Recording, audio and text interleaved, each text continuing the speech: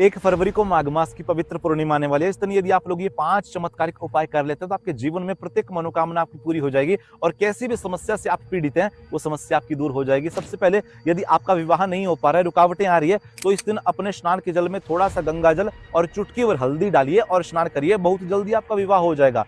यदि आप गुड़ का दान इस दिन कर लेते हैं तो आपके जीवन में धन से जुड़ी समस्याएं दूर हो सकती है और लक्ष्मी माता की कृपा आपके ऊपर जरूर हो जाएगी। यदि आप तिल के दान के साथ साथ तुलसी का पौधा किसी को दान कर देते हैं तो आपके जीवन में कैसा भी अपराध आपसे हो गया है, यहाँ तक कि ब्रह्म हत्या के समान अपराध भी नष्ट हो जाते हैं।